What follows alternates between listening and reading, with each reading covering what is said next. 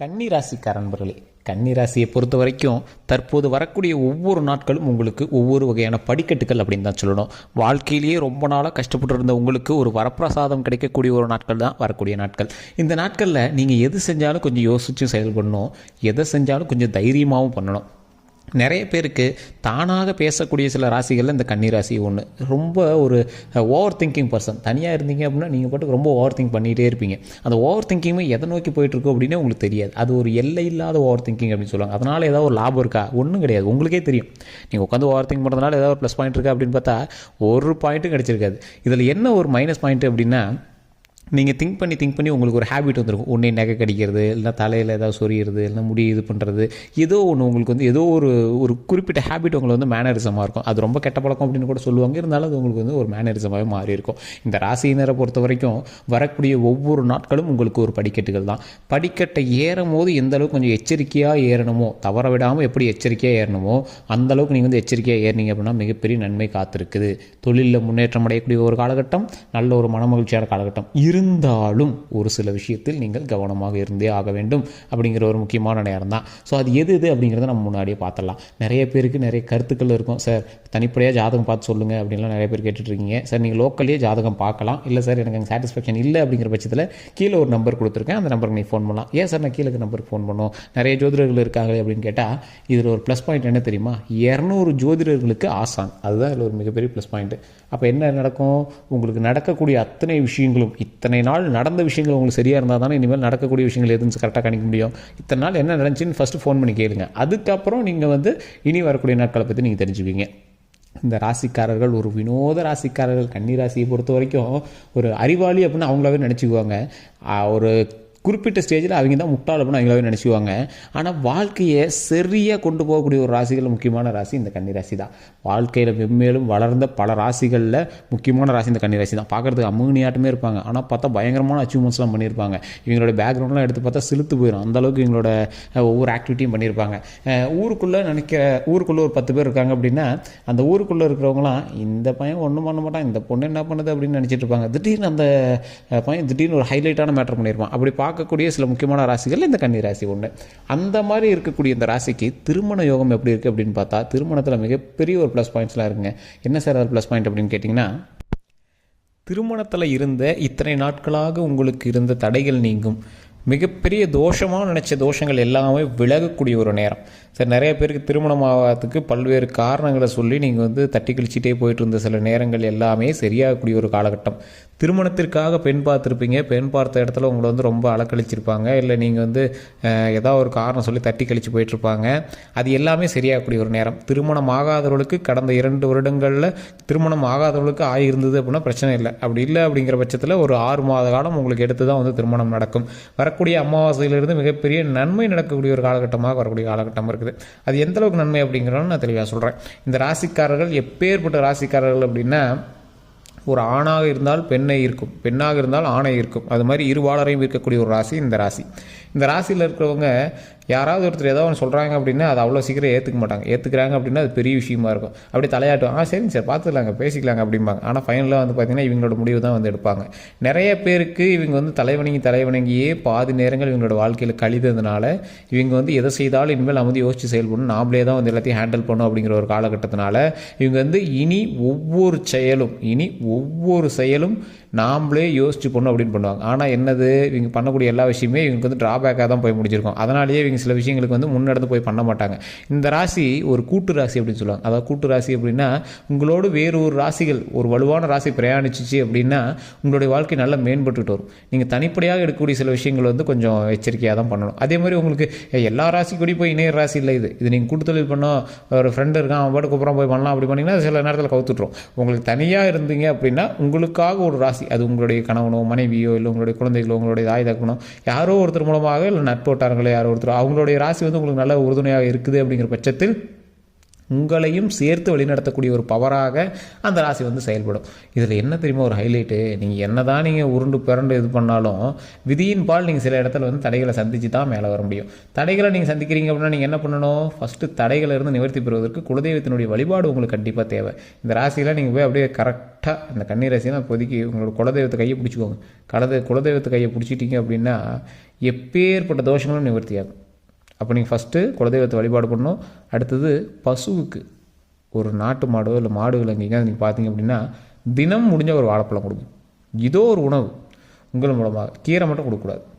So கீரை இல்லாத அகத்திக்கீரை மட்டும் இல்லாத நீங்கள் ஏதோ ஒரு உணவு கொடுத்தீங்க அப்படின்னா உங்களுடைய பாவம் விமோச்சனம் அடைகிறது, உங்களுடைய தடைகளுக்கு நிவர்த்தி கிடைக்கிறது. எந்த விஷயத்தினாலும் நீங்கள் வந்து அப்படியே ஸ்ட்ரக் ஆகி நிற்கிறீங்களோ அந்த விஷயம் வந்து சரியாகுது. அதே மாதிரி திருமணமான சில நபர்களுக்கு தேவையில்லாத சண்டை சச்சரவில் இருக்கக்கூடிய நபர்கள் அந்த சண்டை சச்சரவுலேருந்து வெளியே வரணும் அப்படின்னா இறை வழிபாடு கண்டிப்பாக தேவை, மன நிம்மதி கண்டிப்பாக தேவை. உங்களுக்கு நாவடக்கம் கண்டிப்பாக தேவை. சார் என்ன சார் நாவடக்கம்? உங்களுடைய வார்த்தைகளில் ரொம்ப ரொம்ப கவனம் தேவை. உங்களுடைய வார்த்தைகள் ரொம்ப கவனமாக இருந்தே ஆகும்.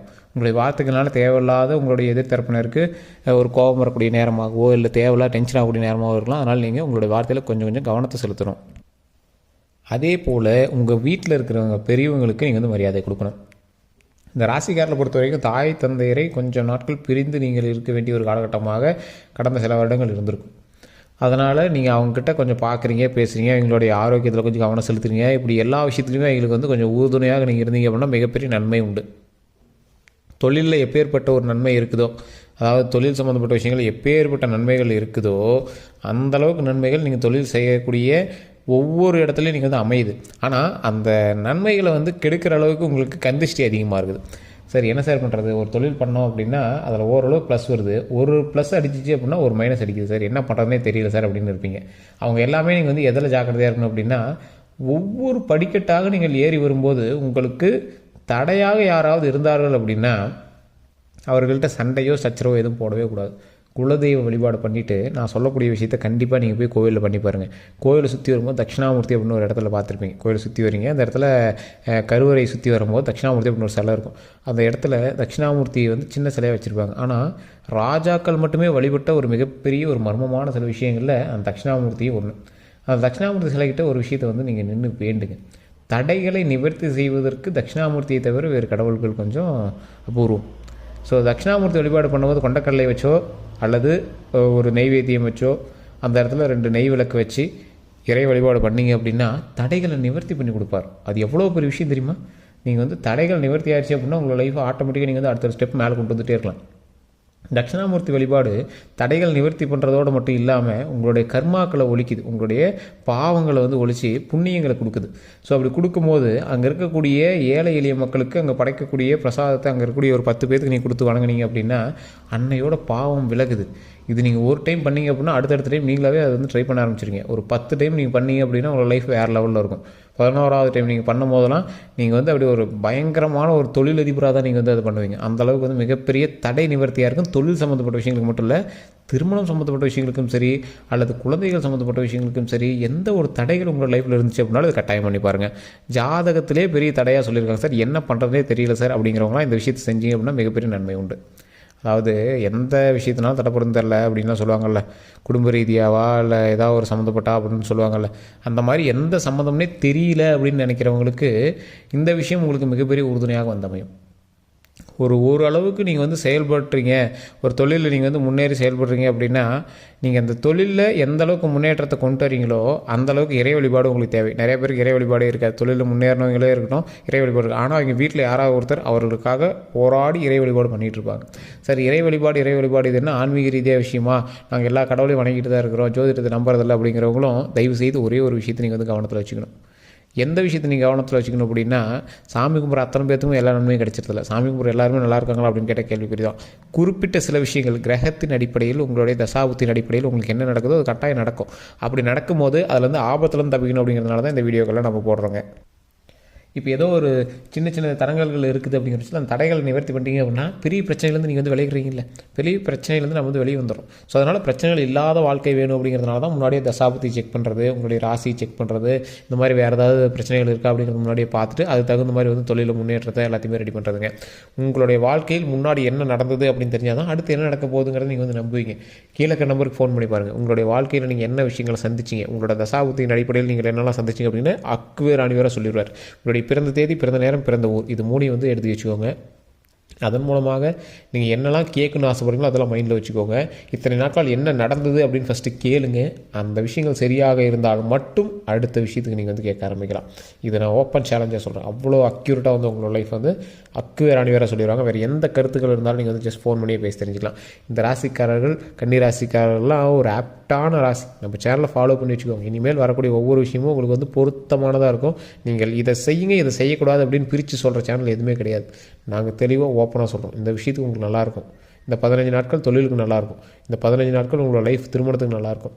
உங்களுடைய குழந்தை பேர் விஷயங்களாக நீங்கள் வந்து வெயிட் பண்ணிட்டீங்க அப்படின்னா இந்த 15 நாட்கள் ஓரளவுக்கு பரவாயில்லையாக இருக்கும். ஸோ எந்த விஷயங்களை நீங்கள் எச்சரிக்கையாக இருக்கணும், வண்டி வாகனத்தில் கவனமாக இருக்கணும், டாக்குமெண்ட் விஷயத்தில் கவனமாக இருக்கணும். அதே மாதிரி தண்ணி சம்மந்தப்பட்ட விஷயத்தில் ரொம்ப கவனமாக இருக்கணும். அதாவது கிணத்துல போய் குதிக்கிறது, ஏரியில் குதிக்கிறது, இந்த மாதிரி விஷயங்கள்லாம் தவிர்த்துக்கணும். விளையாட்டாக பண்ணக்கூடிய விஷயங்கள்லாம் நீங்கள் தவிர்த்துக்கிட்டு அதை கொஞ்சம் பார்த்து பக்குவமான விஷயங்களாக பொறுமையாக ஹேண்டில் பண்ணிங்க அப்படின்னா மிகப்பெரிய நன்மை உண்டு. இது போல் பல்வேறு விஷயங்களில் நீங்கள் வந்து நிறையா கொஷின் மார்க்காக கேள்விக்குறியாக இருக்கிற விஷயங்கள் எல்லாமே நாம் வந்து ஒரு சேனல் மூலமாக உங்களுக்கு தகவல் வந்து சொல்லிகிட்ருக்கோம். உங்களுக்கு ஏதாவது கருத்துக்கள் இருக்குது அப்படிங்கிற பட்சத்தில் மறக்காமல் கமெண்ட் செக்ஷனில் பதிவிட்டுட்டு உங்களுடைய பிறந்த நேரம், பிறந்த ஊர், பிறந்த தேதி எடுத்துக்கிட்டு கீழே கூடிய நம்பருக்கு ஃபோன் பண்ணுங்கள். எல்லோருக்கும் நன்றி நண்பர்களே.